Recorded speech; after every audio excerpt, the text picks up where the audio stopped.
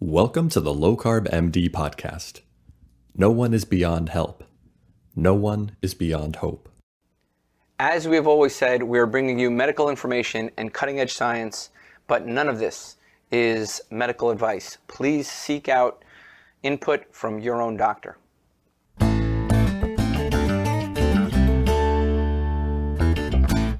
Hello and welcome back to the Low Carb MD podcast. Now we have some invaders here, these young, good-looking guys that are starting their own podcast. They're going to compete with me and Tro. So I figured we would talk about it and try to be friends because, they're in the mafia too. So I'm trying to do the right thing. I'm trying to preserve my life here. So we have the Meat Mafia here, Clemenza and Sollozzo. Guys, welcome. Thank you. Pleasure to be here.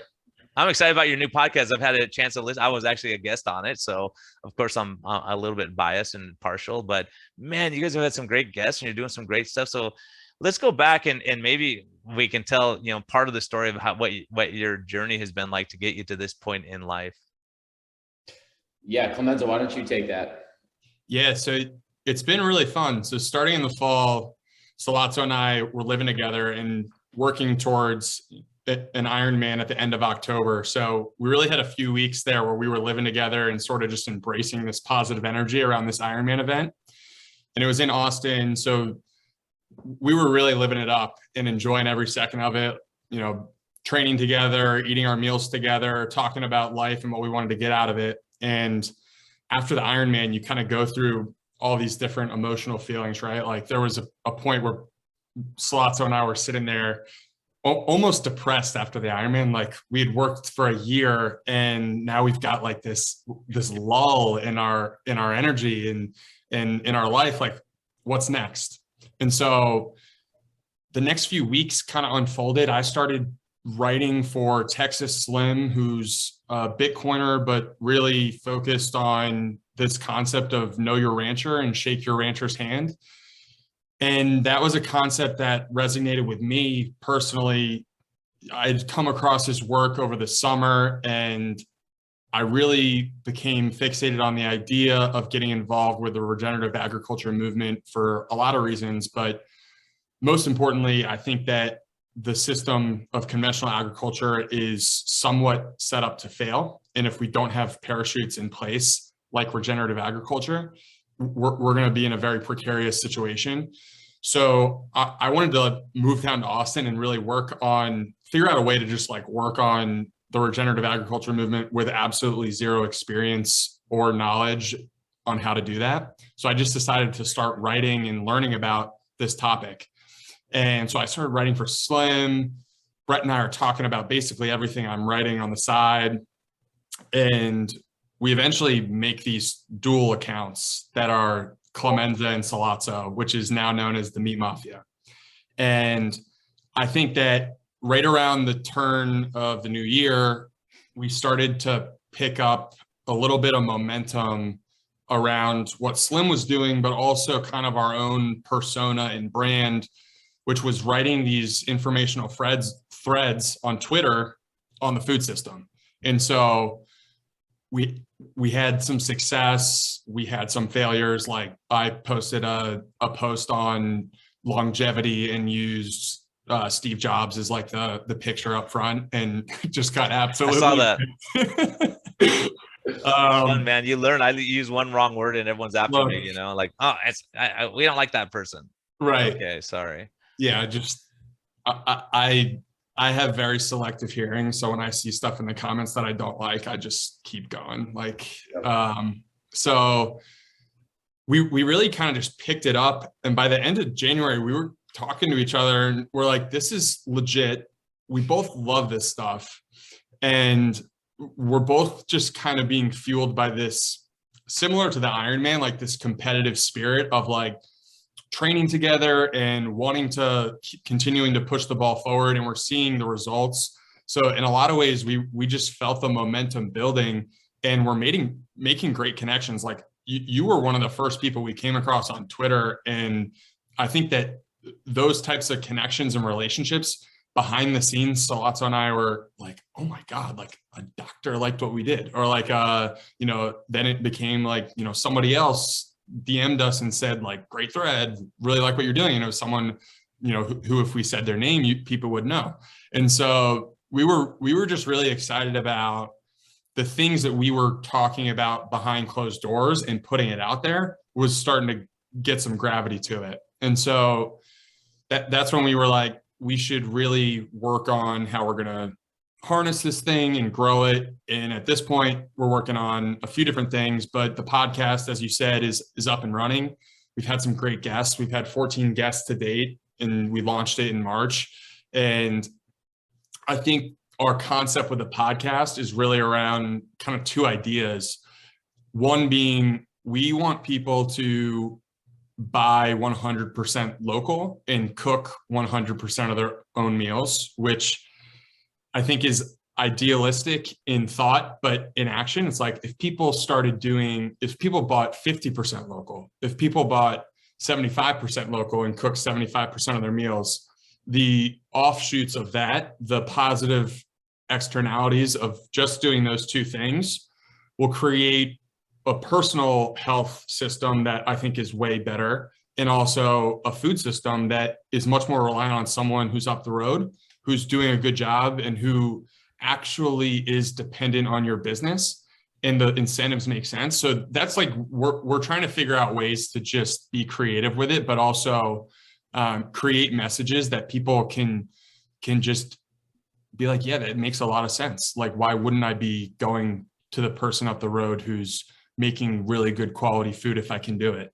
And, you know, that's sort of our mission right now. That's what we're trying to do. So yeah, I think that's a really important mission, you know, and one thing that people forget, you know, I think, you know, watching the movie Sacred Cow, I mean, I watched it, I was like, wow, that is amazing how nature works. And, you know, the horses and the cows crap in one area, now you can grow crops there, and then they rotate them to another one, and then they eat the right stuff. And you kind of look at them and say, wow, this regenerative agriculture. And I think we've been snowed so much because people say, well, eat fruits and vegetables. Like, you know how much petroleum goes into growing fruits and vegetables? You know how much it costs you to ship it? When you look at the blueberries you're eating, and they're coming from, you know, South America, and they're shipping all that stuff all this way. And then you look at what we're eating in our food supply and how many chemicals they have to put on there to keep it so that it doesn't get so it doesn't die. We all know if you have a garden, you grow strawberries, you got to eat them right away. They're not going to sit there for 2 weeks in your fridge. It ain't going to happen, right? So you start realizing how many chemicals, how much we're doing, and paying. And you know, we're all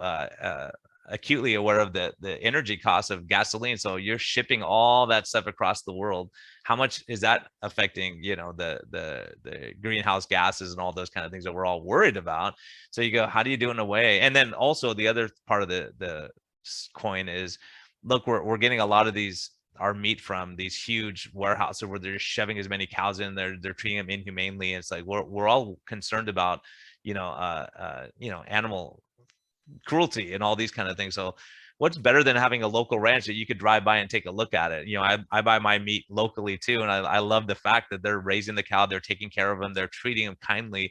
And that affects the meat also. You know, a lot of ranchers I talk to say you can't stress out the cows, it's going to screw up stuff. And so I would love to hear your take, because you guys know more about this regenerative agriculture than I do. I'd love to see how you got this passion. yeah, I think that I came across some data that was pretty compelling around White Oak Pastures, which is a farm in Georgia, and they're doing everything regeneratively. And the implications of that were, instead of the information that you hear in the headlines that cows are bad for the environment, the information that their studies were showing were that cows were actually sequestering carbon out of the atmosphere and back into the soil. And their soil was really much more full of this organic matter that actually retains water and helps with nitrogen fixation and allows grasses to grow in, like, when you look at their fields, they're not using any fertilizer, but they have these lush pastures. And there's a guy by the name of Alan Savory who runs the Savory Institute, and he has an amazing TED Talk that I would definitely suggest everyone listen to. And he talks about the idea of, we need more animals on the pasture, and we need more animals working on the land to help recycle all these nutrients than we have right now. And so I was ordering from White Oak Pastures. My journey down this rabbit hole actually started as a consumer. Like, I was ordering from a company called Walden Local Meat up in New England, and they, in my opinion, were doing everything the right way. And then I started ordering from White Oak Pastures, which for me conflicted on the non-local front, but I knew that they were doing everything the right way. So I was just interested to see sort of what their quality of meat looked like. And also just kind of reading their blog is amazing. They have all these blogs that talk about all the different nutrient cycles that happen on their farm. And Will Harris, who runs the farm, is a thought leader in the space, and he's incredibly well spoken and well written on a lot of these ecological systems. And I would invite anyone to go check out their blog, because you'll get a whole new appreciation for what it means to be a farmer. You're not just a guy holding a pitchfork. You're incredibly intelligent, and you know every single system that's unfolding on your farm, because you're watching it real time through the seasons. And if you're not paying attention and you miss something, like, there's a potential for you to not have a successful season. And it, like, in one instance, like, you can lose a significant amount of the health of your business. And so I was really just enamored by all the different things that, one, Will could articulate about what's happening on his property, and two, the benefits of eating this way, the benefits of supporting a system that Will Harris and all these other regenerative farmers like Rome Ranch in Texas, and Polyface Farms in Virginia. Gabe Brown has a farm in North Dakota, or I think South Dakota maybe. Like, these are the guys who are really thinking about things, and they own their own properties and are really thinking about things in a sense where it's not, these aren't just farmers who want you to eat beef. They're farmers who are trying to save the lands of their own and the land of the people around them. And the more I dig into this stuff, the more it's not just, this isn't a modern problem. This has been a problem for centuries. Like, the Roman Empire fell because the population outstripped the ability to farm and create quality food for that. And this is just one of many reasons, but the food system is incredibly fragile. And I think that a lot of people take that for granted. And I think that there's a group of people out there who are focused on trying to make it right. And not enough people are listening. And so that, to me, stuck with me as something that, I was just kind of at the right place, right time with my own career and age in my life, where very few dependencies, no kids, and was working a job in finance, had the luxury to be able to just go kind of take a step back and just go at something. And I think that Brett and I have just gone down the rabbit hole of getting more and more interested in supporting this, both from the nutrition standpoint, which I think is kind of our mouthpiece. Both of us live and breathe this stuff on the nutrition front. And as we continue to learn and get more involved on the regenerative agriculture front, we really want to be able to get people focused on, hey, in 1950, 45% of people at least grew some portion of their food, and now it's less than 1%. So how can we support a reversion back to some sort of mean? Because otherwise, I think we're talking about a food system that is not going to support or make a whole lot of people happy, because it's going to be out of their control. Sollozzo, you have anything to say about this stuff, man? Because I could rant on. This is awesome, man. No, it's awesome having both of you here. I think it's fun usually when Tro and I are together, but four of us might have been too much on this one. But one of the things that comes up a lot is subsidies that they're paying farmers to produce corn and wheat and I don't hear about those subsidies, and it may be, but I don't know enough about it, but subsidies to farmers to help them out with regenerative to, preserve the land, if that's what we're really concerned about. Yeah, Clemenza, you know more about the subsidies than I do, but the way that I think we both think a lot about this stuff is there's been this natural progression, right, that I think the three of us can relate to on this call, and I think a lot of the listeners too, is it's like, we've all started off with this curiosity for nutrition, right? I think we've all had our own separate challenges, whether it's issues with weight, whether it's chronic issues or diseases that we've developed. from following this like standard American approach. And then you start to experiment with your dietary inputs, eating more meat, eating more fat, cutting back on carbs, finding fruits that work, cutting out vegetables that don't work.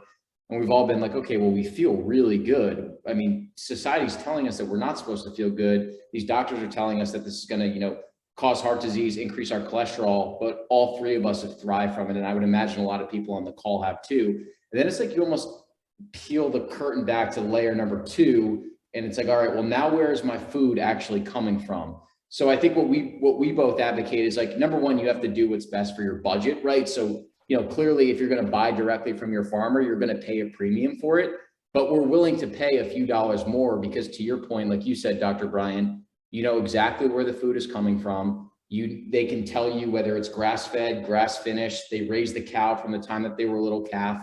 The animals aren't stressed out. They're out in a pasture like Clemenza talked about. So the omega-6 profile of that meat is going to be far better than something that was, you know, raised and then transferred to a slaughterhouse or corn finished. So, you know, you start to go down the rabbit hole of like, all right, well, now where is my food coming from and how can I get the maximum benefit for my health? And that really is like the true ROI. So, because we get a lot of DMs about that stuff of like, how are you guys affording this? How are you budgeting it? But if you're eating a lower carb approach, number one, you're cutting out all the processed crap because you're not going inside the grocery store. And there's a way to do it, right? It's like you can calculate, like I can calculate the exact meat that I eat every Sunday. So for me, it's like 14 pounds. And then I go right to the local farmer's market in Little Italy in San Diego, and I throw in a bunch of different cuts. Like I'm not eating just ribeyes, right? You'll throw in a couple ribeyes, you'll throw in some ground beef, you'll throw in some chicken thighs, you'll throw in some bacon, some eggs. And, you know, at the end of the day, you're incentivizing this great system to incentivize your farmer. And me and my family were getting the maximum benefit in the most nutritionally dense thing that we could possibly eat. So it's kind of like two levels to it, you know? Yeah, and the other thing is those local farmers really appreciate it. I just went to the farmers market on Wednesday actually, and you know it's kind of cool. Like they're proud of what they've grown. They want to share it with you, and they're happy that you're, you know, interested in what they're doing. And the prices might be a little bit more expensive, but if it keeps you off meds and chemotherapy and all these things, is dang worth it, you know. And especially I'm excited about you being in San Diego also. It's crazy how life works. So we're both in the same town and saying, okay, how do we work on connecting, like being the Uber of connecting the ranchers with people who want their products, right? So that there's supply and there's demand, and there's more demand, then the supply goes up, right? Because they're going to provide that for people who are interested, saying, I'm just not going to go buy. I want to know my farmer. I want to know where I'm getting my food from, and that they have a passion for what they're doing. That's it. And that makes it, it's just a cool concept to say, I know the farmer who raised these animals, and that they have pride in what they're doing. And Clemenza talks about this all the time, and you should dig into this, but it's interesting when we're running through these statistics, just how disconnected we are from the food that we're eating. Like there's just this kind of blanket expectation of, hey, I go to the grocery store and then I'm just expecting a line of steaks to be there. All my berries are there, all my fruit, all my produce. Like the concept of, it's almost hard to imagine these statistics of the percentage of Americans that used to grow our food, or people think it's so crazy to go to your local farmer and be able to source your meat directly from a rancher. But it's like, that's the actual natural way that we're supposed to do things. Like when we were thriving as a country metabolically compared to the way that we are now, we were pulling from all these hyper local sources. You're shaking your farmer's hand. They're incentivized to take care of you because they just have incentives drive behavior. So they naturally don't have as many customers as like a big four meat processor. So they see Brian, they know you, they know your family, they want to take care of you. And they'll also probably hook you up with some deals. They know what type of steaks you like, how thick cut you like your ribeyes. It's just a totally different experience as opposed to just buying something from the grocery store. Yeah, and I think, you know, one thing that was interesting to me, I always thought, you know, growing up, cows are just dumb animals, and you just don't really think about it. But it's funny, my brother was dating someone that that lived on a ranch basically, and he said it was amazing because all the farmers are there taking care of the cows, and they're all just eating, doing their thing, and he walks up, all the cows stop, and they're staring at him like, who's this? Like, you know, the ranchers, it's okay, and then they start eating again. And you're like, wow, it's like, you know, it's amazing how the ranchers know their animals, and the animals know the ranchers. And, you know, one of the things that struck me in talking with Peter Ballerstedt, I'm sure you guys have crossed paths at some point, no? I The don't think. Sodfather. No, Oh, I'll connect you guys because he's a great guy too. Oh, that'd be awesome. But it's just how the ranchers go. Like, he's seen ranchers that had to be admitted to the hospital. Like, I can't go yet. I got to feed the cows and I got to take care of the animals, and then I'll go in. They were more worried about their animals, or going out in the storm trying to find their lost cow. They care and they're invested. Plus, it's financial for them also, so they have a vested interest of doing a good job.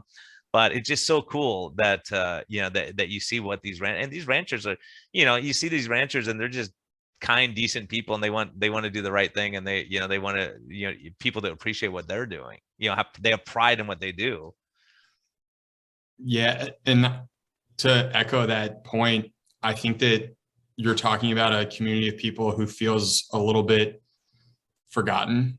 And I think when Sollozzo and I have showed up on a farm, we almost get looked at like we have 5 heads when we're just saying we want to like talk to you guys and hear how things are going, because they haven't heard that in a while, other than people who live up the street and just want to kind of shoot the breeze. So it's been refreshing and kind of our North Star in a lot of ways, because I think we've had conversations where we walked away going, that was way different than any conversation I've ever had in my life, where they really, it's almost like they've been deprived of like people caring about them for so long, and they're kind of not desperate, but they really are looking for solutions to like grow their own business and stay afloat, because they've been through a lot, particularly the handful that we've spoken with. It's obviously not an easy business, so having someone who comes and shows up and says, hey, we want to figure out a way to help you, or, just talk to you guys and hear your story so we can figure out a way to get more people over here and whatever we can do. So it's been fun having those conversations. Yeah, I think that's it. Like, go to your local farmers market, go places where it's locally grown. Cause the thing that's kept me a lot of times from, buying beef from other sources I like is that, it's a big shipping cost for a lot of people. And you're like, man, I'm paying more in shipping. So if you can do it locally, you save yourself that expense too. So even if you're paying a little bit more for the meat, you're still getting a better deal than paying UPS to deliver it to you overnight. Right. Yeah. And one thing that I didn't realize was we spoke with Jason Rick, who is a rancher out of Crawford, Colorado. He's a regenerative rancher, and one of his buddies was supplying steaks to Whole Foods. And at a point, I think maybe 12, 18 months ago, Whole Foods, or a law was passed called the Cools. Cool Act. Cool Country origin labeling. Yeah. Yeah. So the Cool Act basically allowed Whole Foods it allowed these farms from outside of the US to ship their cows, their regenerative cows or their pasture-raised cows, to Mexico. And through the regulations, they're allowed to then, with a trade agreement that we have with Mexico, able to slaughter them in Mexico and then bring them across to the US and distribute into Whole Foods. And because of the economics of growing it in Brazil or Argentina or Brazil, they're competing at a way lower cost point than the farmer who was in Colorado who was selling to Whole Foods. And so Whole Foods goes, these guys can give us steaks of similar quality that obviously the consumer doesn't know what's the difference really. They can sell it to us at 40% less. Can you meet us at 40% less? And that isn't going to work for a local farmer. Like their input costs are higher.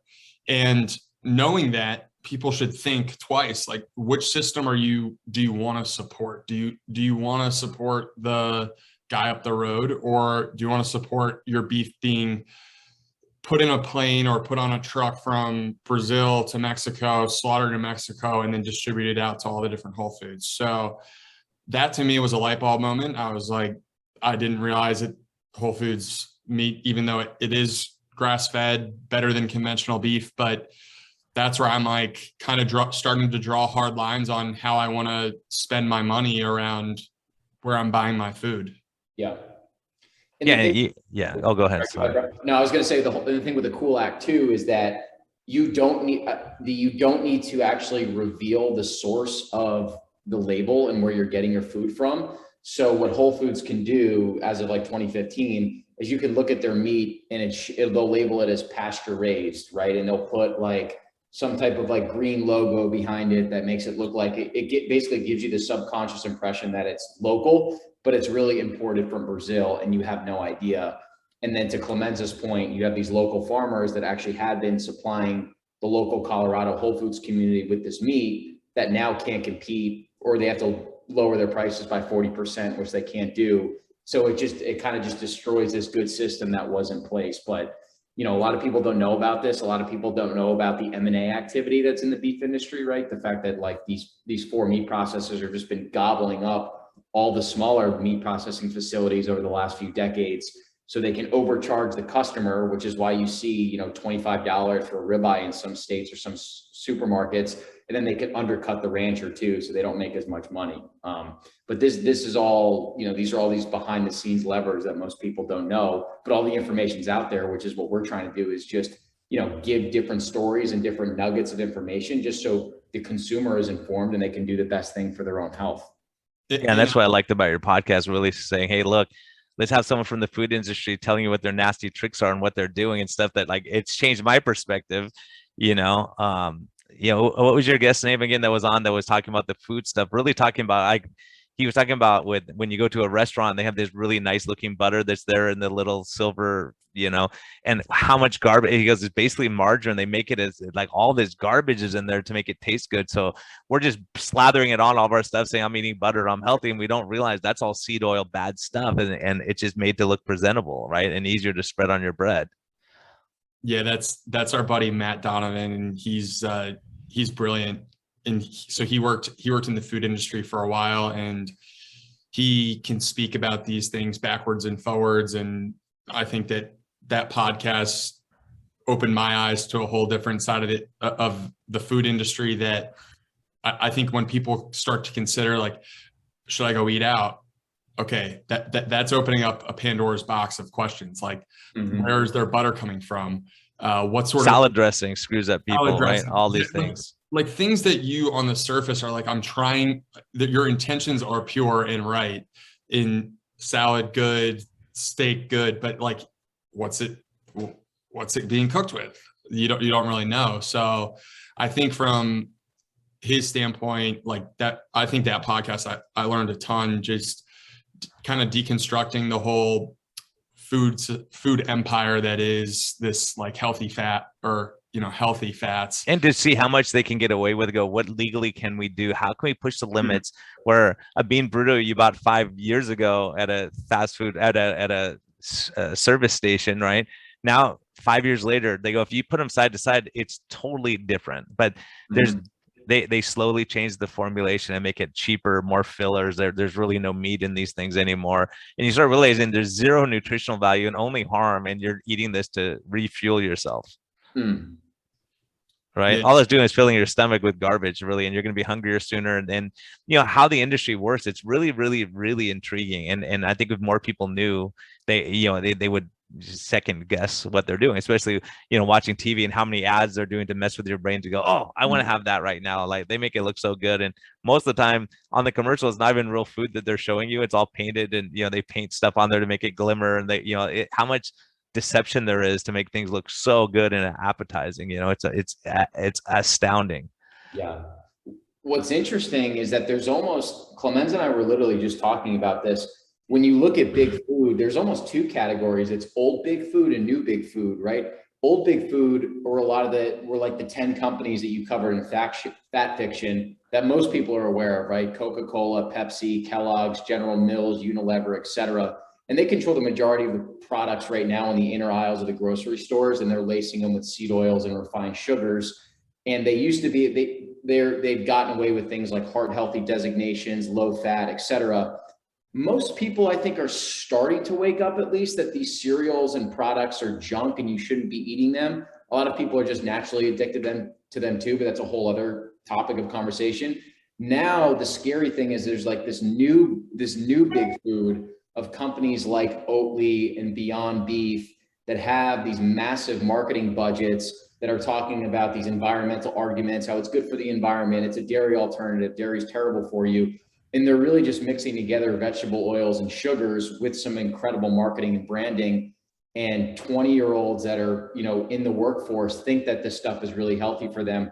And they have no idea the fact that like a lot of these products are just byproducts of monocrop agriculture and just incentivizing the wrong behaviors, and also just terrible for your health too. So yeah, when they say they're plant-based, they're actually made in a plant. Exactly. Right? They don't realize, you look at the factories these things are made at, you're like, oh my gosh. You watch how it's made, you think, oh man, no way. And you put up a label with dog food and you're like, oh, it's the same thing. They're trying to get rid of all the waste products, and you're going to pay a premium for that, you know? And so a lot of people are so misled. I think if you don't look at the labels and start understand, you know, for me, it's like people ask me if I read labels. I'm like, no, I don't, because I'm not buying anything with a label on it. Right? If you're not going to look at your steak and go, okay, let me look at the label, you know what's in it, right? Especially if you know the farmer and how they raised it. And you know, they're not using all these chemicals and toxins. I'll tell you, I had a learning experience. I was in Cuba and I was in Guatemala. In both places, I was assigned to grill chicken, right? And I'm grilling the chicken. I'm like, what in the heck is wrong with this chicken? It's really weird. You know, it's tiny little fillets of chicken. And, you know, I talked to a rancher there in Cuba, and he said, well, because we raise it the right way, you guys give it all the chemicals, and like it should, he knew all the numbers from the egg till you have the chicken. It's this many days. He goes, you guys do it in like a third of that, if that, because of how you're doing it. And he went through the whole thing. He was like, you're not eating real chicken. Try this. And we eat the chicken, like, wow. And I was in Guatemala. I was telling my friend, there's something wrong with the chicken, man. I'm trying to cook it. It's taking forever. And he goes, oh, because there's no chemicals and that's real chicken. You'll see. And the chicken is so good. It's totally different than, you know, you go to Costco and you get a chicken breast. It's like, you know, it's like a ribeye sized chicken. I'm like, what kind of chicken are these coming from? Right.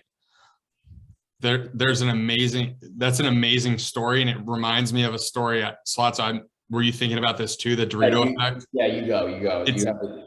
So there's this amazing book called The Dorito Effect. And he talks about the exact same story that you just spoke of, which was the chickens in the US have been mass produced to the point where they're not even being raised to full maturity. And so the flavor is no longer there. What you're eating is just full of water and water weight, basically. And so that's completely diluted the flavor of the actual bird. And so there was a contest called the Chicken of Tomorrow contest back in, I think, the 60s. And it was to see how big they could get these birds in the shortest period of time. And that changed chicken forever. And it's a great anecdote into how we think about food now, which is cheaper, bigger, and like, you know, the faster we can make it, the more we can sell.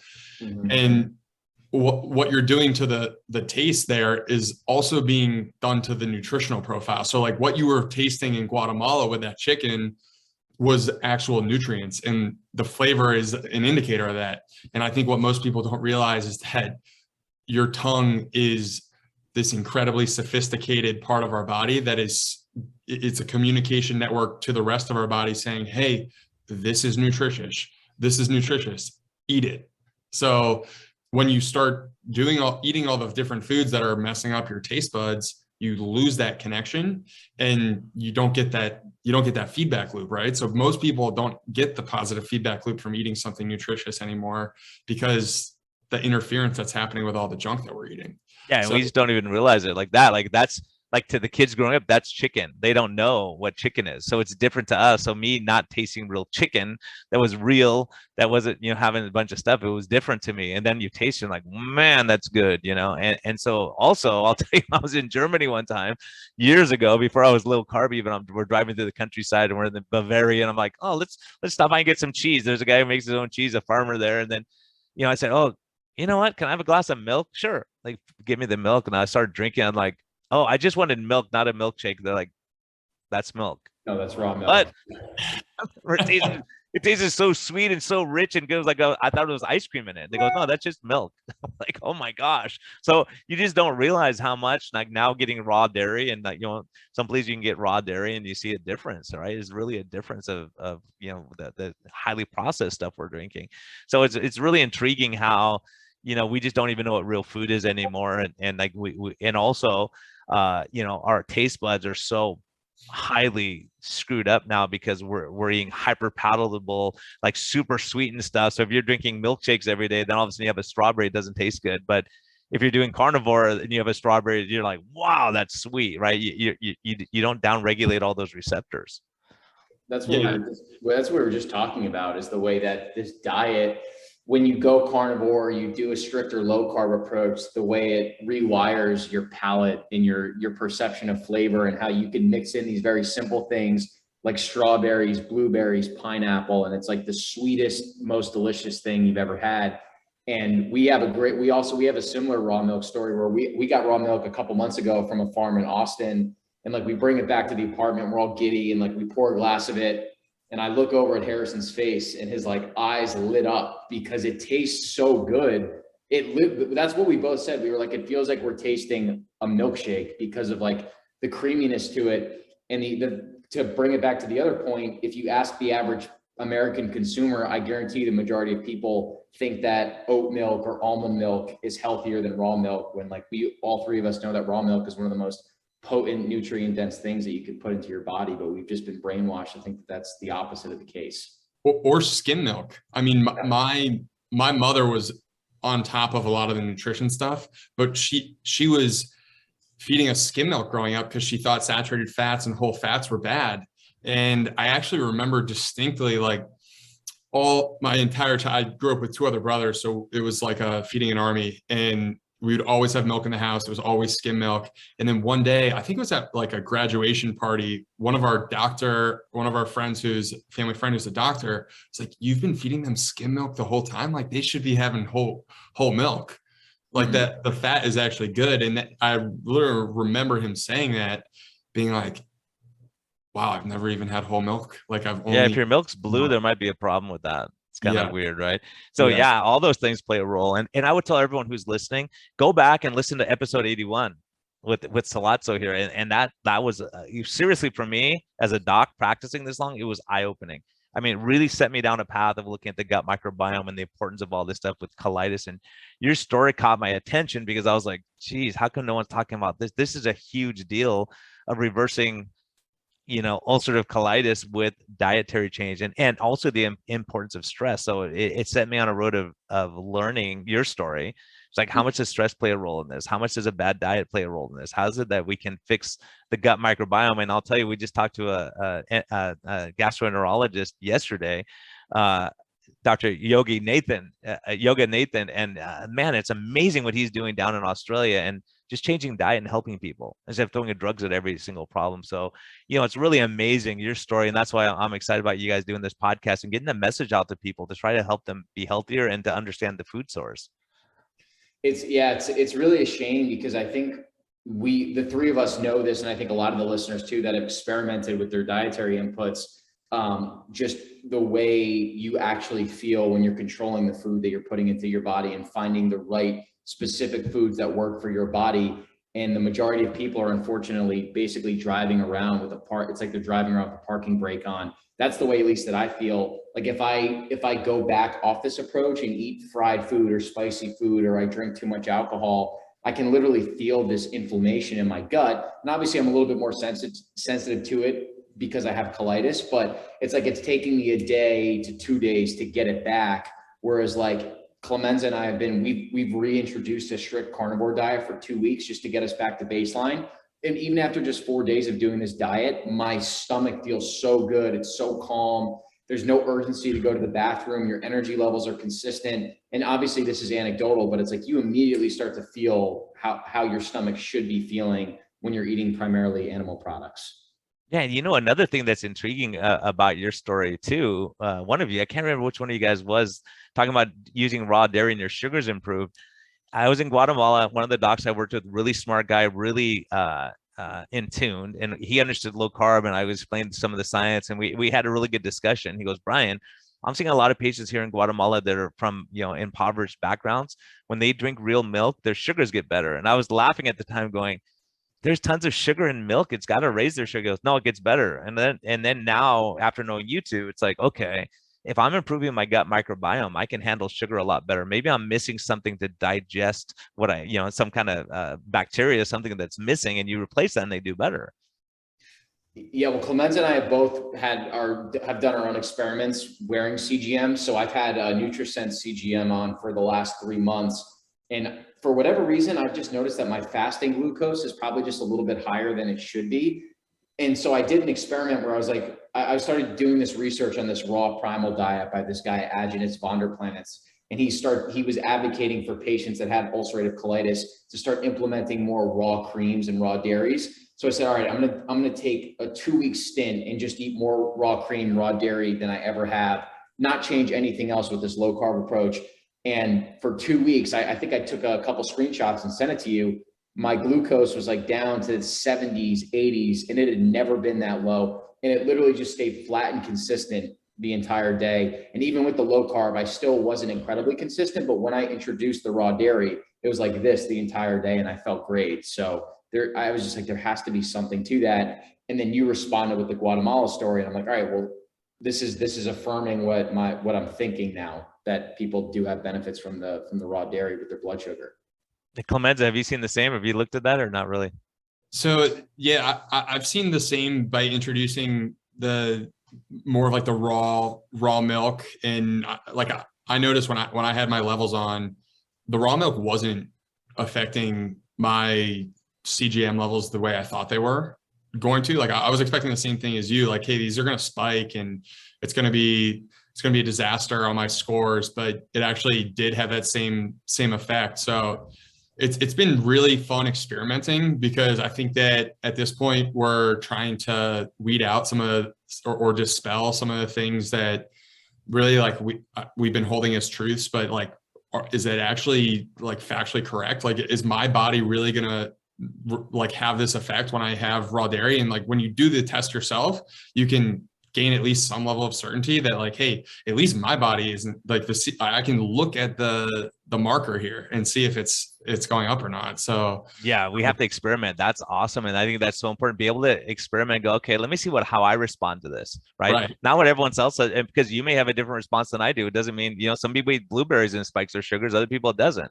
So and it has to do with metabolic health and a lot of factors. So I think it's keeping an open mind and saying, okay, because Rob Sivas has talked about people who've been on a strict 0 carb ketogenic, carnivore diet, and over time their sugars start going up, triglycerides start going up, start gaining weight, and you're like, okay, what is it? And then in talking with William Davis, I don't know if you guys are familiar with the book Super Gut. I would highly recommend it. Yeah. It's really great. He's a cardiologist who wrote Wheat Belly. But we were talking about, and he goes, Brian, part of the problem is if you're too strict and you cut your sugar to 0 for a long time, these gut bacteria who want to live, they'll start eating your own gut mucus to survive.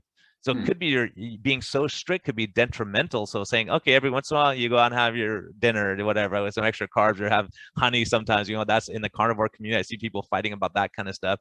You go, okay, what works for you? Ultimately, let's look at it and let's see, and then maybe there's some rhyme or reason that we do cycle our diet sometimes, and we do, cut back on highly stressed exercise and do a more moderate stroll in the park, and that may benefit also. So I think we have to keep an open mind and look and see what's working, what's not. Absolutely. And going strictly based on how I feel, I would say there's 100%, at least in my case, validity into what you're saying about going too strict. Like, I think there's Sollozzo and I will probably agree on this. I don't want to put words in his mouth, but there are certain points in time when we want to be more strict, and then kind of like get to a point where we feel like the baseline has been reset, and then start reintroducing fruits and honey and all in some healthy Greek yogurt and the raw milk again. But there's also the point in time where like we do like getting a little bit more strict. But I think to your point, I definitely feel better coming out of a more strict period and starting to reintroduce some of those more dynamic things that are going to affect my blood glucose levels. But I think that there's something positive to that too. And based off personal feel, I think there's absolutely some validity to not just being in this strict zone, because I think there is something happening in your gut where you're not feeding every single aspect or dynamic aspect of your gut microbiome. Yeah, I think that's a critical thought, right? To say, okay, is it just about insulin? We have to look at the gut microbiome and what's the effect of that. And the other thing I love that you guys have been posting is the effects of stress, sleep, all these other things that people are just not really talking about. And I can with 100% certainty tell you, if someone's stressed out, weight loss stalls. Sleep gets screwed up. Your sleep gets screwed up. Your hunger goes up. You're hungrier. You're grumpy. You're hangry, right? And so these things affect us. So I think saying, okay, just do a low carb diet and everything's gonna be great, we're missing the boat. We got to really look at the big picture and say, okay, how's life? Yeah, you're in 3 relationships at the same time, trying to keep it secret from each other, and you're cheating your business partner and all that. You better fix that problem, because you could eat the best keto diet in the world, and you're not sleeping at night and you're stressed out. It's not going to help you. It might help you better than eating cookies and donuts all night, but you might as well have a cookie every once in a while and live your life right. Yeah. Well, and sleep directly affects your willpower. I think that's kind of the bottom line. Like, your ability to actually make the right decisions is completely affected by your sleep. I'm curious, Dr. Bryan, do you know how much sleep LeBron James gets a night? I don't know, man. So I was listening to a podcast yesterday. Apparently he gets 12 hours of sleep. Yeah, no, there's people who sleep a lot. And, I think the opposite side is that there's so many people like me. For years, I said, oh, I only need 4 hours. I'm good. Because I'm working my butt off and I'm working 16-hour days and I got to fit everything in. So, yeah. But when you realize, like this morning, I was going to get up and work out, but I was like, I got back-to-back podcasts. I got a lot going on. You know what? Maybe I'll sleep in an extra hour instead of working out, and I'll fit my workout in the afternoon, and, we'll figure it out that way, instead of saying, okay, I'm going to rush here. I'm going to, like, a lot of us are so rushed and we're on such a pace where, you would think like, oh, what a lazy guy of sleeping 12 hours a day. But you start saying, gosh, he needs it for mental functioning and for performing at that level. So, it's really important. I think sleep is one of the, and I was just at a low carb conference, and one of the docs who I respect a lot said, yeah, sleep's not really important. You don't have to worry about that.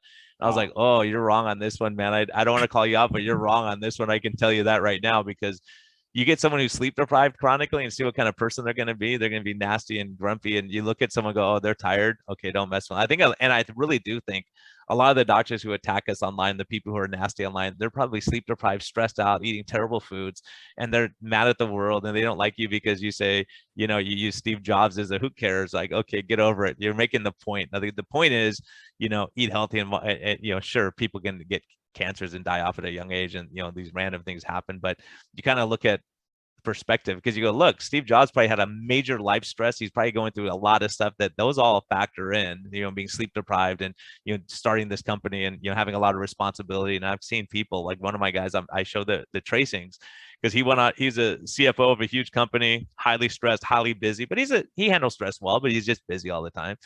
So he goes off, he's, type 2 in remission, I would say, at this point, his sugars have been good.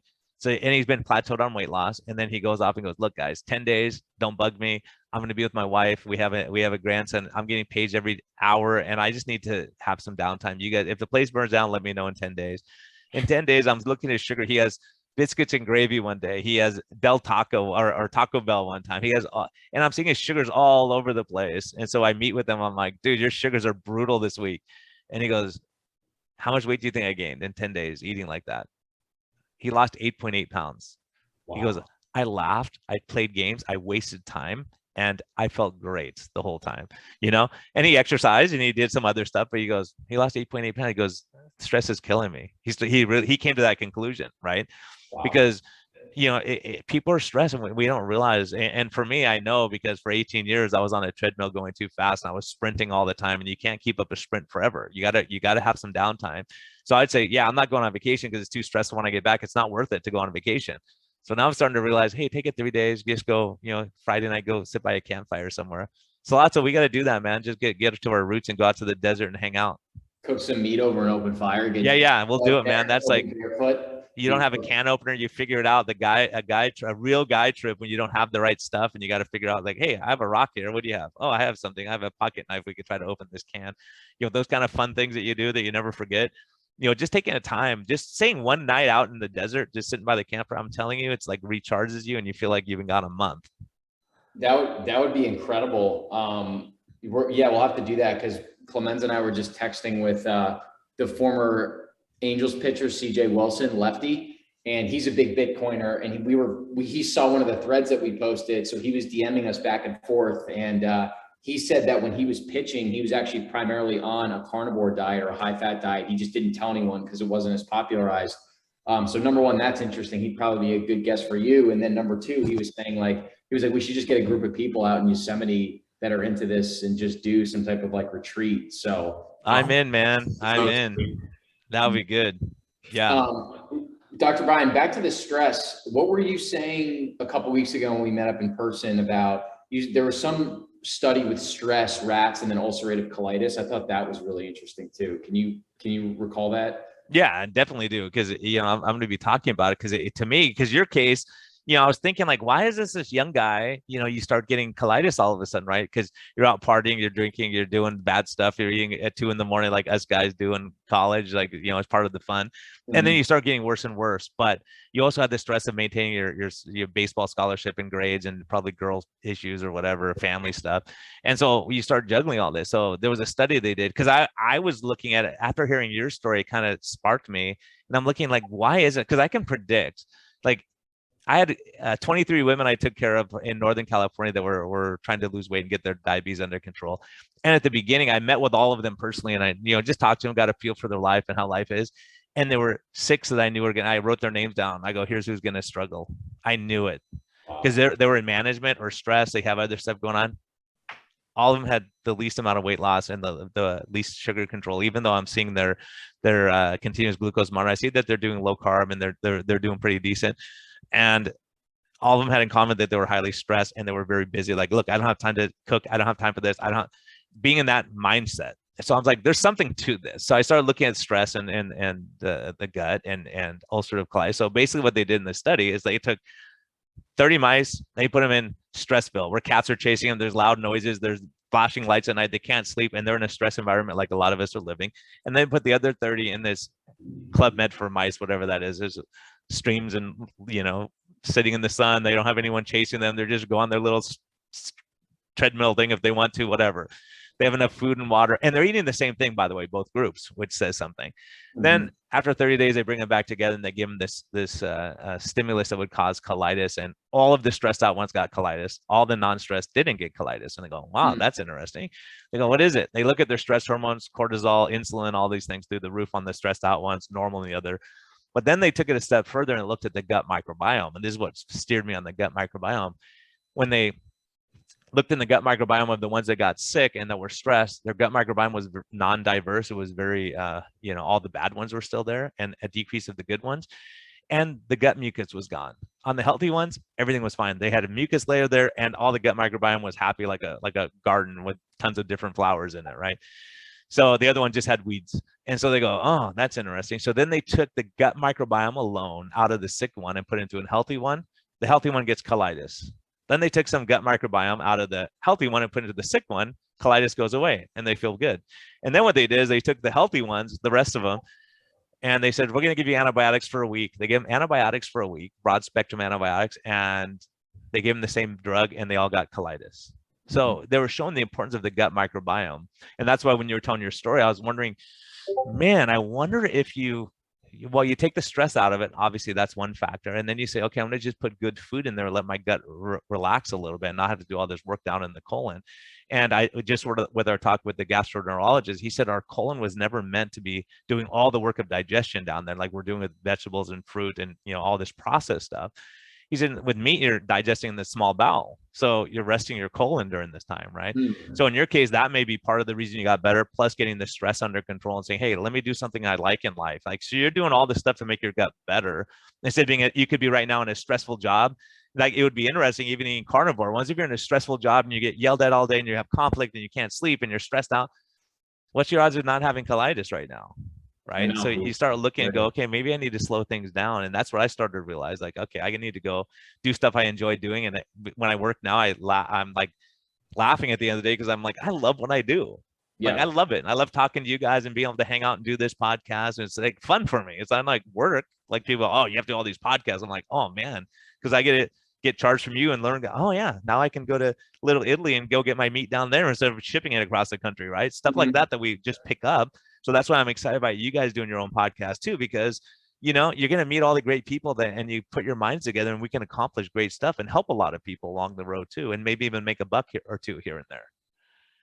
Yeah, it's interesting, right? Because it's like, it's not about not working hard, but can you almost shift mentally where instead of this approach of like push, push, push, which I think we've all fallen victim to, it's like, can I still work really hard, but then also almost imagine like I'm flowing through my day and just enjoying all the conversations, enjoying all the work I'm doing. And then almost like have this lion approach where you push when you need to, and then you just back off, rest, enjoy time with your family, your wife, your kids, whatever, and then get back into it, as opposed to this like gradual 9 to 5 style drip where you're never really working too hard. You're really, it's that, I think that's how most people do it, honestly.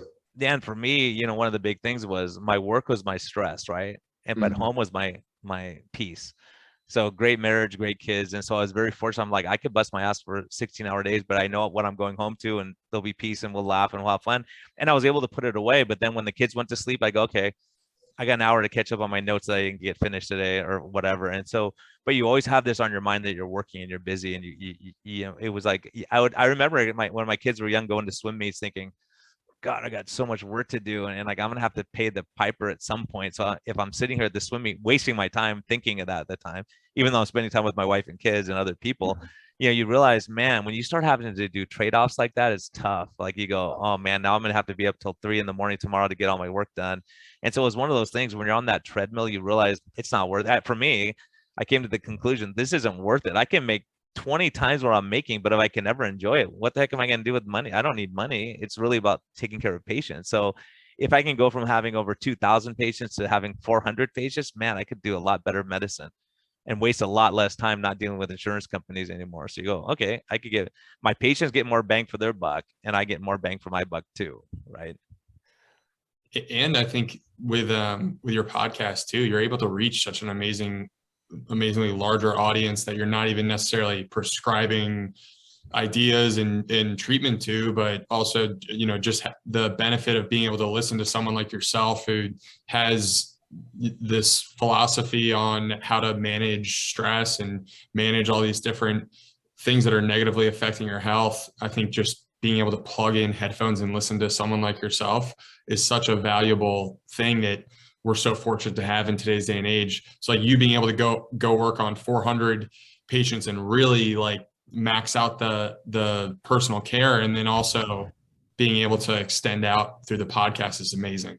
Yeah, and being able to multitask. Like, last weekend I'm reading, super gut book, or I'm researching something about your colitis, and I go, I'll just go lay in the backyard and hang out with my dogs, throw the ball, and read a little bit. Yeah. Instead of being stressed and running around like an idiot, and so a lot of and I can soak up some vitamin D at the same time. Yeah. So a lot of these things we say, gosh, how do I simplify it and still be productive and contribute? But also saying, hey, look, I'm shutting down this weekend. I'm not doing anything, right? And for me, I've done a lot of talks, and so I have a talk I have to get done. So I'm like, oh, I got it, and I'm loving what I'm talking about. I'm talking about this stuff, as a matter of fact. But it's like, oh, I got to get that done. I have a deadline. I got to get that squared away. Then I can relax a little bit, and I think we can get to a point where we want to save the world. Like, you see these preachers that want to save the world, but their kids are never see their dad at home, and you start realizing you have to have a balance. And I think that's an important thing that you guys bring to the table too. And that's why, I wanted to have you on so people can say, hey, I'm into regenerative agriculture, I'm into carnivore. Maybe I listen to these guys and learn more about that area. And Brian, you don't talk enough about it. Cool. Go listen to those guys. They're not mutually exclusive. And, if you're not being fed somewhere, you go somewhere to where you're being fed. Maybe they're into triathlons, which I don't know much about. And you guys could say, hey, let's talk about how you train for a triathlon. And so I think we have to have, podcasts where you can help so many people. Like, we could all play our role, and some people don't want to hear what a doc has to say. Okay, cool. Go listen to someone else, right? Or you want to listen to a nutritionist, go listen to them. Cool. So I think it's that you find out, personas, personalities, and that's what's important, is figuring out, okay, where are you being fed, and you're learning and you're getting something out of it. Podcast is a waste of time. And, even for us, we got off track talking to all the experts, all the world experts, and you could talk science, and people are like, I have no idea what you guys are talking about, right? But we could say, hey, here's a life story. Listen to the Sollozzo story. My gosh, is that inspirational? If you have colitis or you're struggling with it, just to hear your life of not, going to the bathroom 30 times a day with blood, and you can't sit down and have a date because you right. People don't realize the impacts of life choices.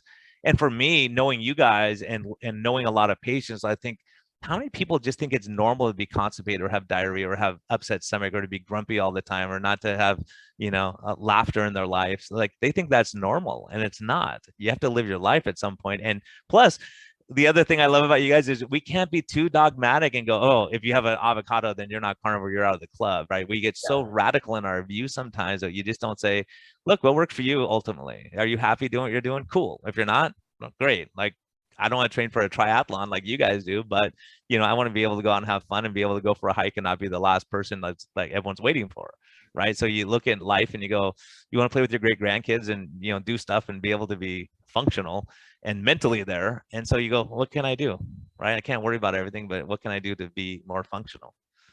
Yeah, it's about living the best quality life for you and really enjoying what you're doing. And I think both of us, it's like, right, we don't have MDs or these quote unquote credentials. We're just two guys that have just kind of gone through the ringer and have experimented and put in the 10,000 hours of different iterations and different recipes, and have really just done the experimentation and have found approaches that have helped us live the best quality version of our lives. And I guarantee you within the next couple of years, there's probably a lot of things that we'll tweak within our methodologies. And that's the point of being able to admit that, maybe back in the day, your thinking wasn't as good as it is now, but it's about that constant progression and just trying to put as much good information and positivity out into the world as possible. Yeah, and you guys are doing a great job. So if people want to track you two down, how do they find you? I would say Twitter is probably the best place right now. We both have our own separate Twitter accounts, but they're very interwoven to the point where we have each other's handles in our bios. So I'm just at Mr. Sollozzo, and then Harrison is at Carney Clemenza.